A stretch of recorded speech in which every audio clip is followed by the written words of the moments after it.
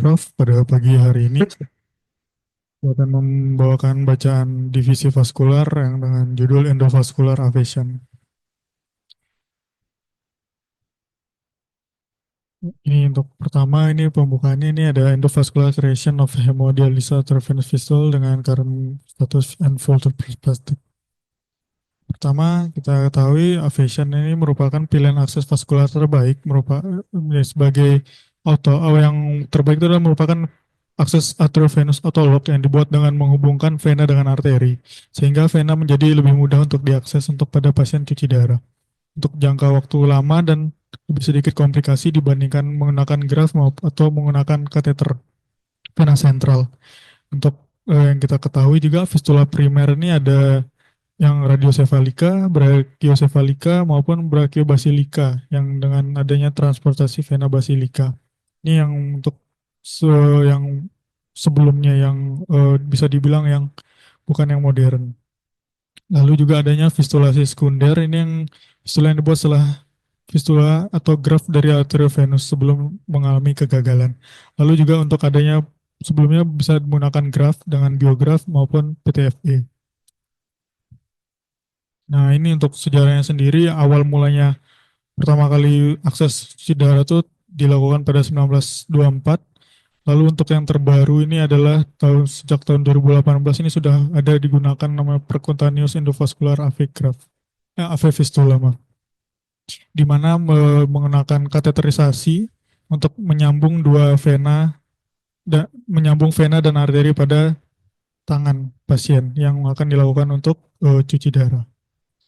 Untuk endovascular AV graft sendiri ini pertama kali cikal bakalnya adalah angiogram pada AV fistula yang pertama dilakukan oleh Staple pada tahun 73 yang diikuti oleh angiografi subtraksi digital untuk memvisualisasikan suatu AV fistula ataupun AV graftnya.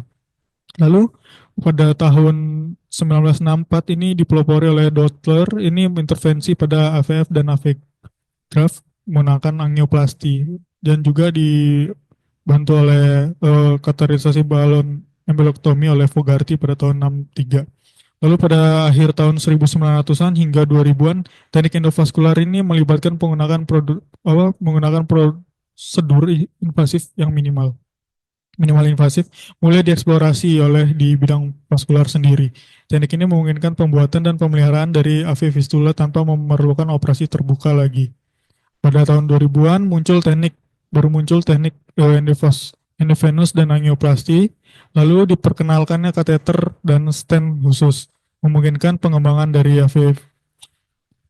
avation endovaskular tersebut. Lalu pembuatan AV fistula endovaskular ini menggunakan angioplasti balon ataupun dan cangkok stent untuk membuat sambungan arteri dan venanya. Nah, kasus AF fistula yang pertama kali endovaskular ini dilaporkan untuk akses hemodialisis selama masa ini. Pertama kali dilaporkan itu adalah tahun 2000-an ini. Lalu pada tahun 2010 hingga saat ini beberapa perangkat ini dikembangkan untuk memfasilitasi dilakukannya endovascular ablation. Yang alat yang digunakan itu adalah yang ellipse system dengan wavelength endovascular system ini. Lalu pada tahun 2016 kedua alat ini baru disetujui oleh FDA. Nah, untuk endovascular AV graft ini keunggulannya adalah dia pertama pasti cutaneous, tidak ada tanpa pembedahan, tidak ada implan yang tinggal di dalam, tidak menggunakan graft, tidak ada sayatan, hingga ini dapat dikatakan bisa mengurangi infeksi luka dan komplikasi. Lalu juga memfasilitasi penempatan AV fistula oleh spesialis intervensi dan endovaskular dalam pengaturan untuk dirawat jalannya. Lalu juga keunggulannya dikatakan memiliki potensi untuk meningkatkan tingkat keberhasilan itu lebih tinggi karena tidak ada trauma pada pembuluh darah dan tidak adanya anastomosis. Nah, untuk sistem perangkatnya sendiri yang digunakan yang ada saat ini adalah yang Ellipse Vascular System maupun yang Everlink Q System. Ini jenisnya yang Ellipse ini menggunakan single catheter. Sedangkan yang untuk yang Everlink itu menggunakan dua kateter, di mana satu di arteri dan satu di vena menggunakan magnet. Nah, untuk port entry-nya sendiri, kalau yang Ellipse ini menggunakan retrograde venous access, sedangkan yang di Everlink ini menggunakan arteri sama venanya. Dia dua jalur masuknya. Nah, untuk anastomosis sendiri, yang Everlink ini side to side, sedangkan yang uh, Elif ini merupakan juga side to side. Nah, tapi bedanya dia yang di Everlink ini kemungkinan akan dilakukan embolisasi pada cabang-cabang yang kecil untuk membuat flow dari aviation yang dibikin itu agar ada. Ini untuk eh, perbandingan dari keberhasilannya antara endoavevisan dengan yang surgical. Yang surgical tuh dikatakan banyak untuk successfulnya hanya sekitar sekian. Terus dengan untuk sedangkan kata yang kateter endovaskular ini dikatakan successfulnya 96% karena dari surgical ini bisa terjadi adanya thrombus, adanya other failure dengan 30 sampai 60% failure-nya. Nah, untuk pemeriksaannya sendiri persiapannya tetap untuk USG dulu untuk mengecek apakah potensi dari pembuluh darah tersebut itu dipilih secara general. Pembuluh darah yang sebagai fistulnya pertama bisa paling gampang adalah tes Allen untuk melihat potensi dari arcus calmaris. Lalu untuk dievaluasi juga dari USG untuk evaluasi anatomi dan morfologi dari fisiologi arterinya dari bisa subclavia, axillaris, brachialis, radial, dan ulnaris. Lalu dievaluasi untuk anatominya ini lebih arteri diameter itu lebih dari 2 mili dengan dicek juga ketebalan dinding dari arteri untuk identifikasi ada tidaknya klasifikasi, stenosis maupun lesi. Juga dilakukan evaluasi fisiologis, blood flow, dan kemampuan arteri tersebut untuk dilatasi. Nah, disarankan untuk saat kita evaluasi ini menggunakan tourniquet pada vena superficial dan profunda. Vena normal ini ditandai dengan dinding yang tipis, teratur, dan lumen yang benar-benar anekoik.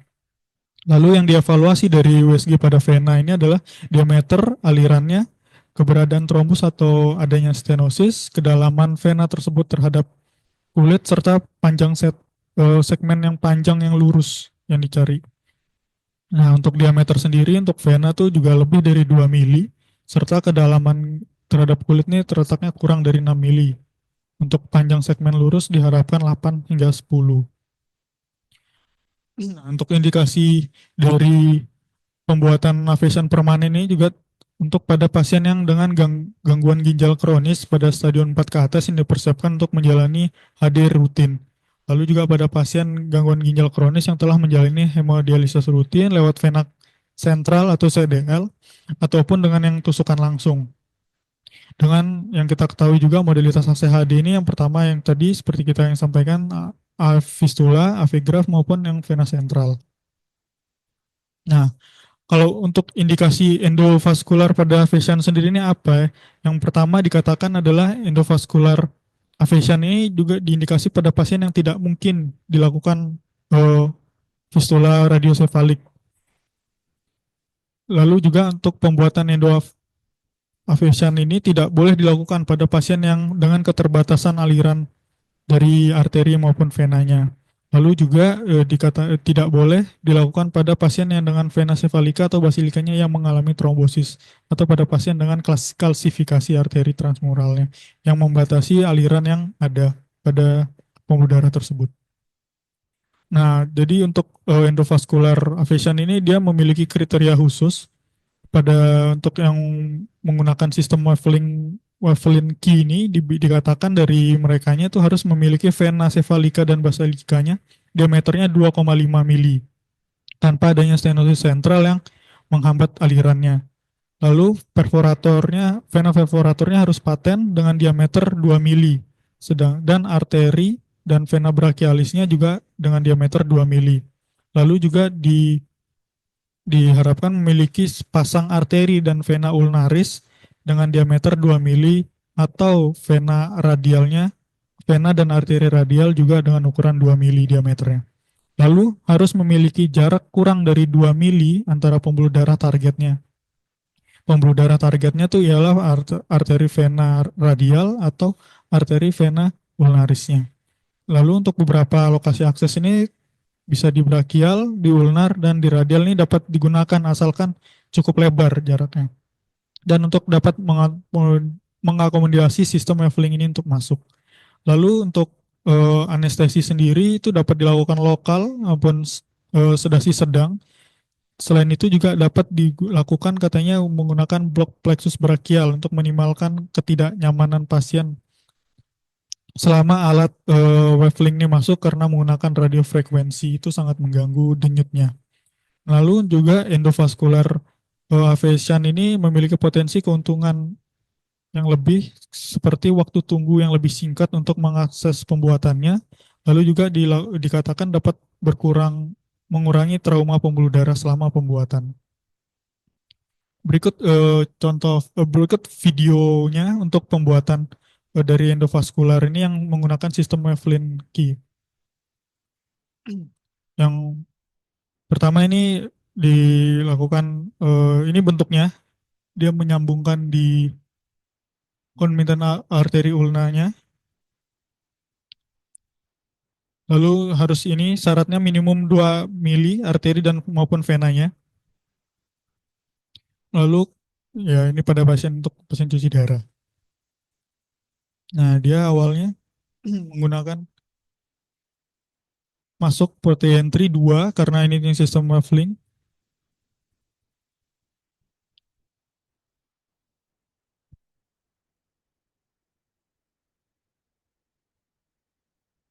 Pemeriksaan USG dilakukan untuk menentukan ukuran. Nah, ini dia memiliki checklist. Yang pertama, seperti tadi disampaikan, brachialis artery itu diameternya lebih dari 2 mili untuk lalu juga untuk basilik dan sefaliknya harus lebih dari 2,5 mili. Tidak ada limitasi dari alirannya, tidak ada stenosis vena sentral.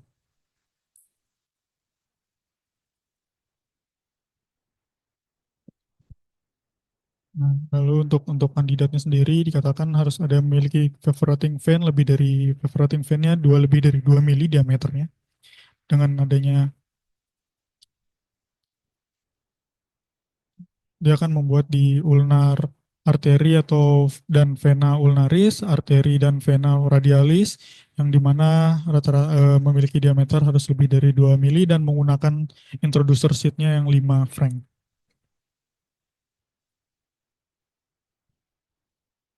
Untuk tidak kandidatnya itu adalah tidak adanya perforator, adanya stenosis vena sentral dan adanya venous occlusi pada upper extremity-nya. Ini tidak dapat dilakukan untuk avision endovaskularnya. Untuk dengan kontraindikasi adalah pasien dengan target vesselnya tuh kurang dari 2 mili. Berikut ilustrasinya.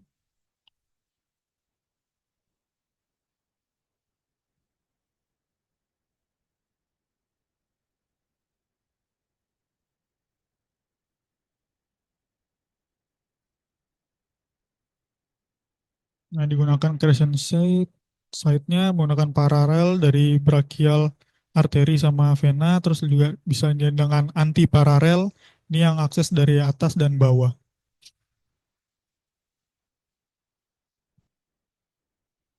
Ini seatnya dimasukkan menggunakan magnetik.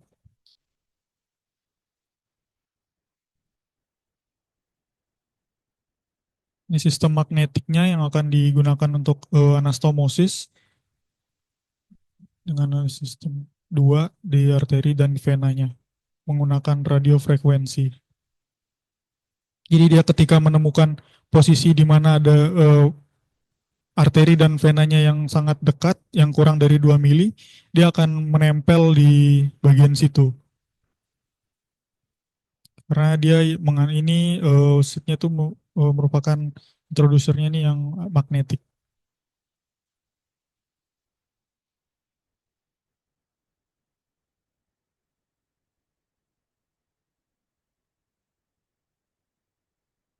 Ketika sudah menempel, ini dilakukan ablasinya.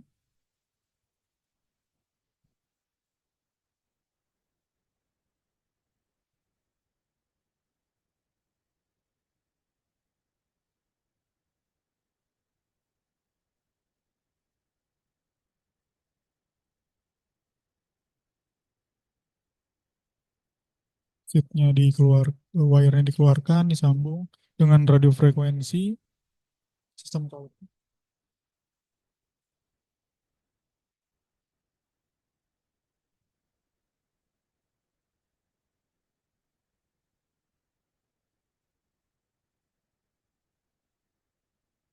dilakukan anastomosis.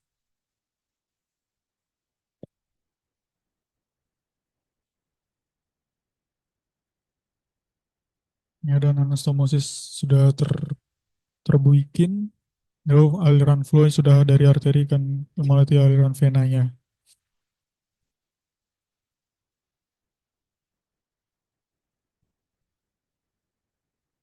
Nah, bisa juga dilakukan multiple kanulasi. Saat sudah terjadi, dapat keuntungannya tuh dikatakan dapat melakukan multiple kanulasi site.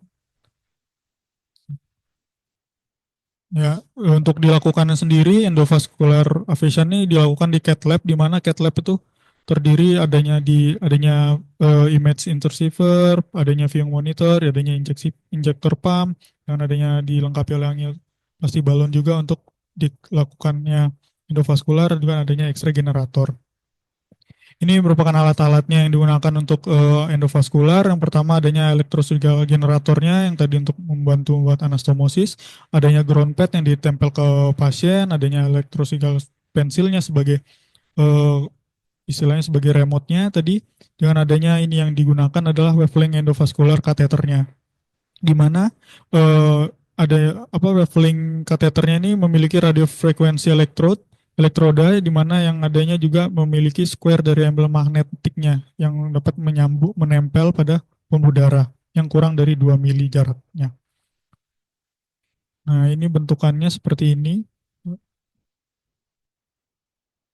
Ya.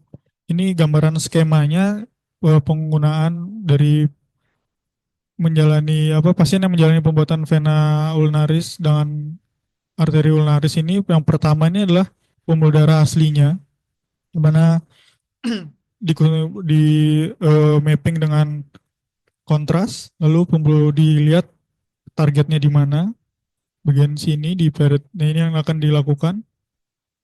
Nah, setelah dilakukan tadi endovascular ablation-nya, karena ada aliran yang keluar dari jauh dari tempat site-nya, ini dilakukan embolisasi dengan coiling. Seperti ini skema gambarnya. Terus juga dikatakan waktu maturasi pada endovascular ablation ini dikatakan lebih cepat daripada yang surgical. Pada sistem yang wavelength ini dilaporkan itu antara 29 hingga 137 hari. Sedangkan pada sistem yang elipis itu 4 sampai 65 hari. Sedangkan pematangan pada yang surgical sendiri itu 2 hingga 3 bulan. Untuk patensinya sendiri pada sistem wavelength ini sebesar 83% dari pada hari ke-73, sedangkan pada satu tahunnya dikatakan potensinya 69%, sedangkan pada sistem yang satunya, sistem elisis itu tingkat potensi primernya pada satu tahun pertama itu adalah sebesar 54%. Untuk biaya sendiri, pembiayaan dari ini diproyeksikan tuh antara $11.000 hingga $13.000. Ini dikatakan lebih rendah daripada yang surgical. Ini dikatakan yang et al. Ini menemukan bahwa tingkat intervensi sekunder adalah 0,59% per tahunnya dalam kelompok endovaskular ini. Dan sedangkan pada yang surgical ablation itu untuk intervensi sekundernya itu 3 sampai 3,43% per tahunnya.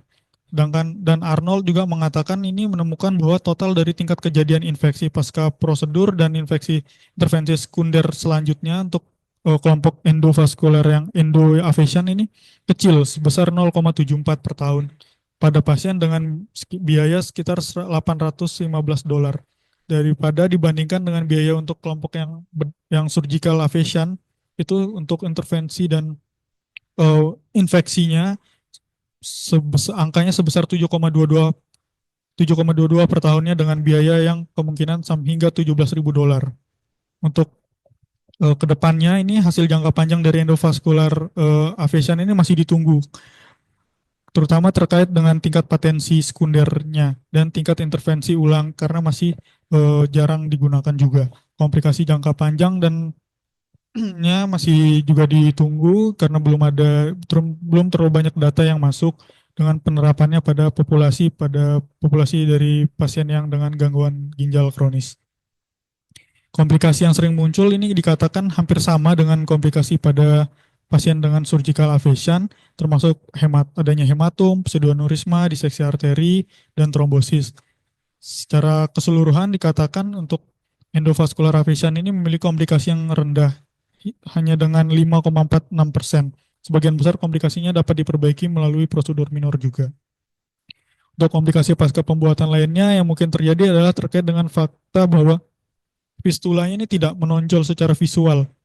Jadi hasil dari anastomosis endovascular aphasia ini tidak tampak seperti aphasia yang surgical.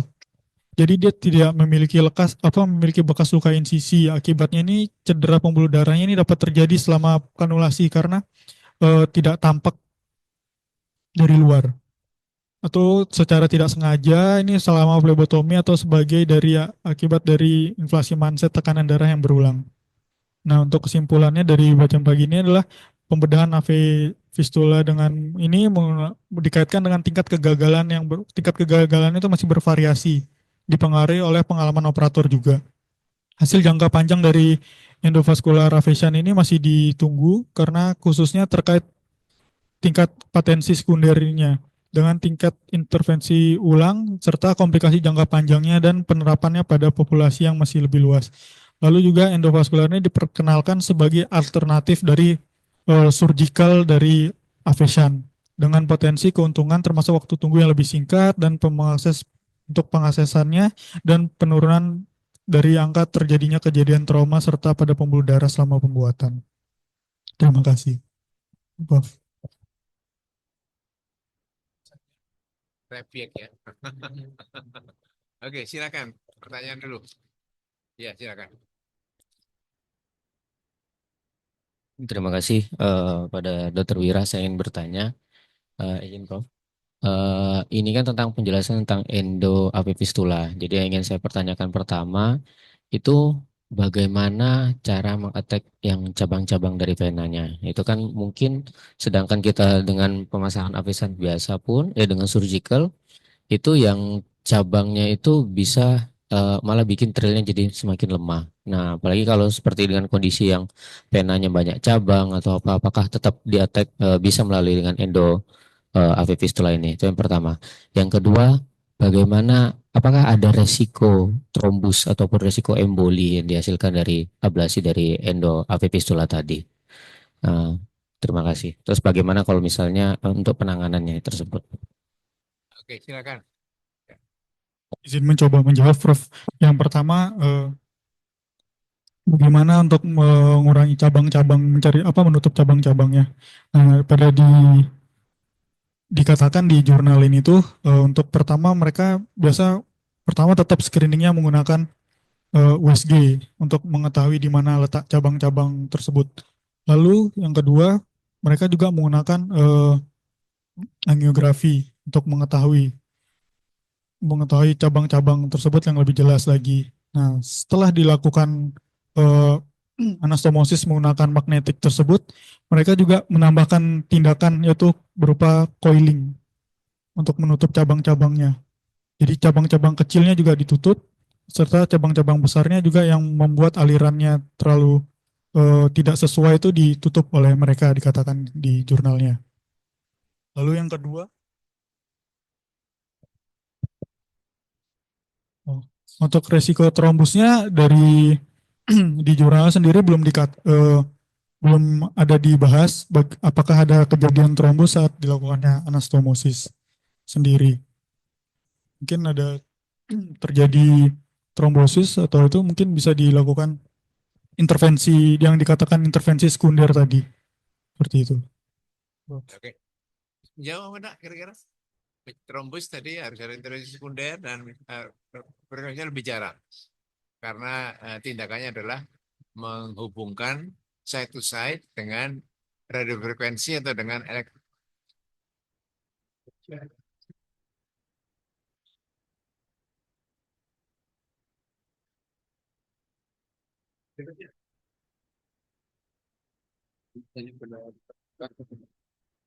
Dikatakan tadi kan tekniknya sudah disampaikan pakai magnetik segala macam. Bagaimana cara dia memastikan itu anastomosisnya baik? Karena kan eh, ketika ada kegagalan di sana, otomatis kan risiko bleedingnya tinggi. Nah, itu bagaimana kita cara memanajemen kemungkinan risiko komplikasinya. Yang kedua, itu kan dikatakan bahwa ini tadi ada keunggulannya mengenai apa namanya cepatnya maturasi. Tapi kalau saya lihat tadi kurang lebih sama antara yang apa namanya yang dengan endo sama yang surgical.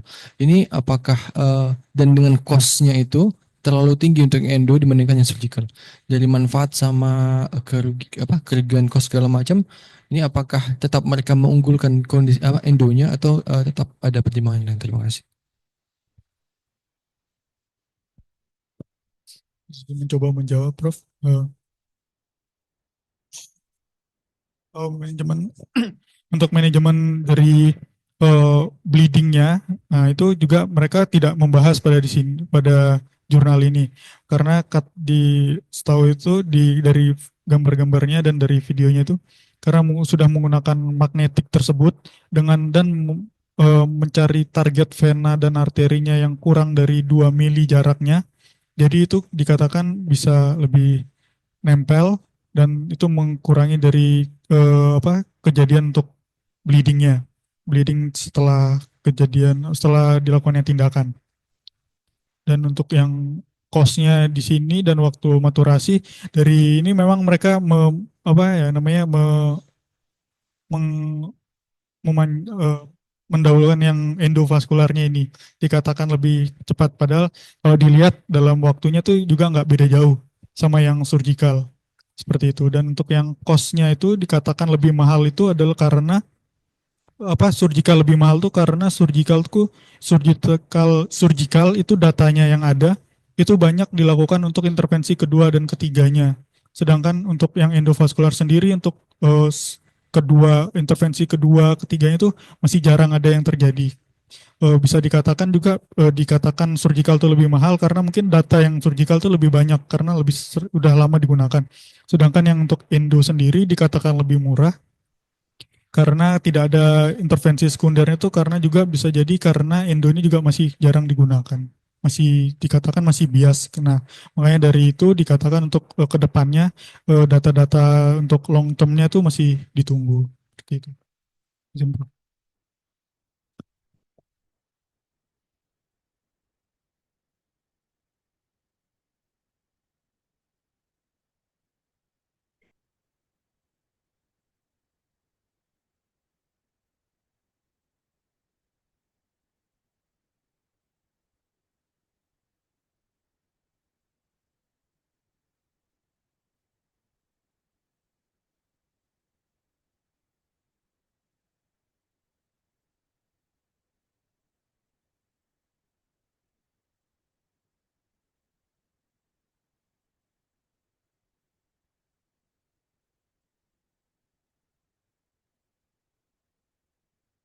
Untuk yang diagram ini diambil secara general. Jadi langsung dibandingkan endo dan surgical. Nah, untuk yang surgical sendiri ini diambil dari data-data yang side to side, end to side maupun end to end. Seperti itu. Mungkin untuk kedepannya ini bisa dijadikan suatu bahan penelitian juga kalau udah ada di endo yang masuk di Indonesia atau sudah mulai dikerjakan untuk membandingkan eh, successful rate-nya seperti itu, Prof.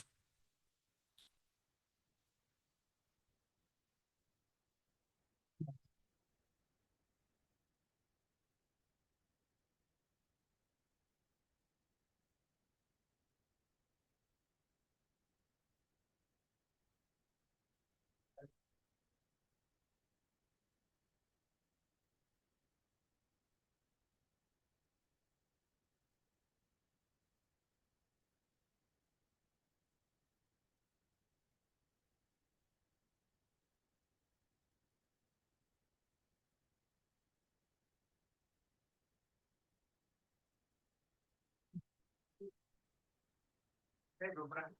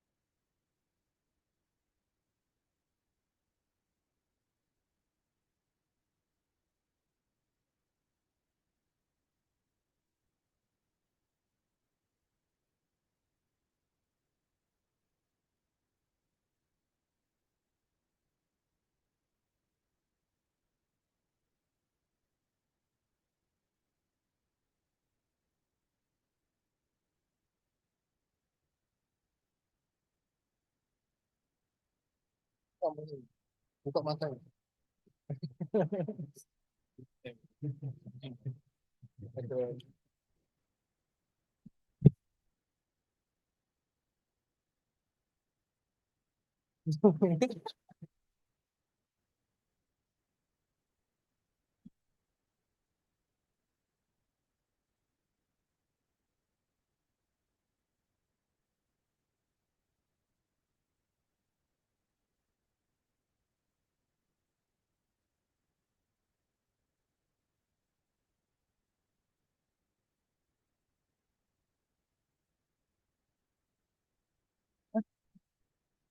Bukan takut tuh mas, apa namanya? Kayak kayak bukan kayak apa? penuaan itu degeneratif. Degeneratif. Iya. Tapi kan tadi yang saya kira kayaknya ada apa gitu. Beda apa? Survive apa? Itu penting.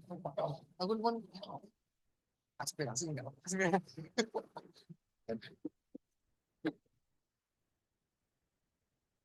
Proses